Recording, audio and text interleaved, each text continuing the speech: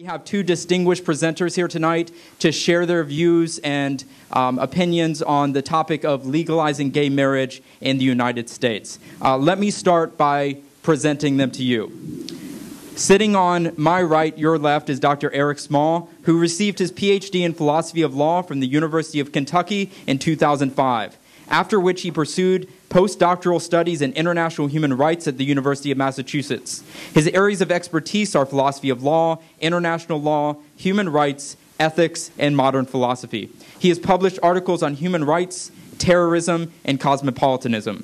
Among his most recent publications are Reparations as a Way of Escaping America's Oppressive Labyrinth, Forthcoming and Economic Justice, Swaying in the Balance, Civil Liberties, Terrorism, and Justice in Times of Emergency, forthcoming in the Journal for Law and Social Philosophy, and Unilateral Rights, forthcoming in Global Justice. Sitting on my left and your right is Dr. Michael L. Brown, who holds a PhD in Near Eastern Languages and Literatures from New York University and has served as a visiting or adjunct professor at Southern Evangelical Seminary, Gordon Conwell Theological Seminary, Trinity Evangelical Divinity School, Fuller Theological Seminary, Denver Theological Seminary, and King's Seminary, and Regent University School of Divinity. He has contributed numerous articles to scholarly publications, including the Oxford Dictionary of Jewish Religion and the Theological Dictionary of the Old Testament. Dr. Brown is the author of 20 books. His newest book, A Queer Thing Happened to America, was released in February of 2011. Let me next explain the format for tonight's debate. We will begin with an opening statement by Dr. Brown, followed by an opening statement from Dr. Smaw. Following that, each speaker will have the opportunity to respond to one another in a rebuttal. Next, each speaker will question the other. During this questioning comes from you, the audience, which we will then answer in a 30-minute question-answer period. Those questions will be sent to me, and I will read them off to the two speakers. Please direct your questions to either Dr. Brown or Dr. Smaw and indicate such on the note card. That way, I can easily organize that information and divide the questions evenly among the two speakers. Please ensure that your questions directed towards the speakers are in reference to events or statements made tonight. Statements referencing past events or past speeches will not be fielded in today's debate, so please direct your questions to the speakers based on individuals and things that were said tonight. To ensure that our audience members get the most value of today's presentation, please show respect to our guests, as well as for all participants at tonight's program.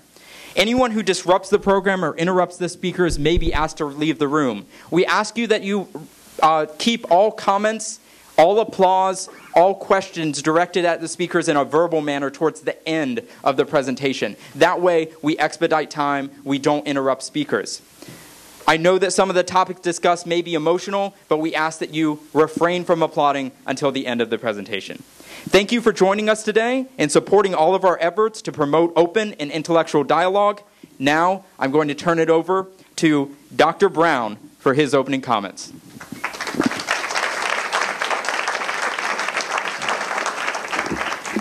Well, thanks so much for coming out tonight. I want to thank Dr. Smaw for participating in this debate.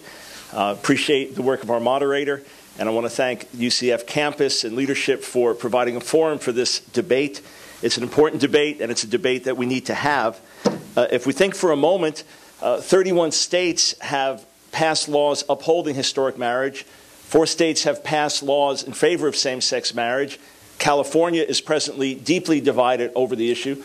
Our president has said he won't defend DOMA anymore, Defense of Marriage Act. Recent polls indicate that opinion towards same-sex marriage is more favorable than it's ever been before. So this is a debate that we need to have. My hope is that Dr. Smaw and I can present things tonight in such a way so as to provide a model for how we can have civil and respectful dialogue in the midst of a volatile issue. I want to say what this debate is not about. It's not about what the Bible says about homosexual practice. It's not about the separation of church and state. It's not about whether gays and lesbians can be good citizens, whether they can have loving relationships, whether they can be dedicated parents. It's not about what 2 or more adults do in the privacy of their home or who they choose to live their lives with. It's not even about gay civil rights. And it's certainly not about which speaker can push the most emotionally charged buttons or is a sharper dresser. I think I lost that one tonight. The debate is not about whether I or proponents of historic marriage care about gays and lesbians. If I didn't care, I wouldn't be here, and I wouldn't take every opportunity I can to interact with the LGBT community so they can share their heart and their perspective with me. Nor is this debate about whether heterosexuals have done a terrible job in recent years with marriage, with rampant no-fault divorce and promiscuity and pornography and other problems. There's no debate about that. We've done a mess. We've made things into a mess, no question about it. Tonight's debate is about the meaning of marriage. And since marriage throughout human history has not been the committed union of two or more people, but rather the committed union of a man and woman, for reasons I'm about to explain, same-sex marriage should not be legal simply because it is not marriage. And there's no compelling reason for the state to change the meaning of the most fundamental of all social institutions. Not only so, but if we redefine marriage to be the union of any two people, we'll have no defense against other radical redefinitions of marriage. In fact, such radical redefinitions of marriage are being fought for in the courts today in America and abroad. So, to be totally plain, of course I understand how volatile this issue is. If you're a gay or lesbian or a gay-lesbian ally, for you, this is the ultimate slap in the face, that you can't marry the person you love. This is the ultimate discrimination, making you into a second-class citizen. This is the ultimate attack on your personhood, something this intimate, something this important. I understand that. And for those who are proponents of historic marriage, this is wrestling and messing with the foundations. This is tampering with the very meaning of family. This is separating a child from either a mother or father for life. These are highly charged issues. Again, that's why we need to have this debate. In today's society, there are plenty of religious institutions that are more than happy to perform same-sex commitment ceremonies. And there are plenty of gay and lesbian couples who've lived together for decades all around America. No one here is arguing with that issue tonight. The question is, why should the government change the definition of marriage? And that leads to another question. Why should the government even care about marriage?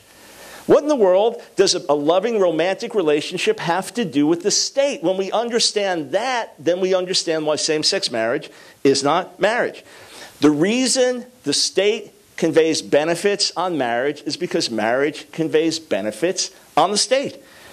Author Frank Turek asked this: for what secular purpose does government recognize traditional marriage?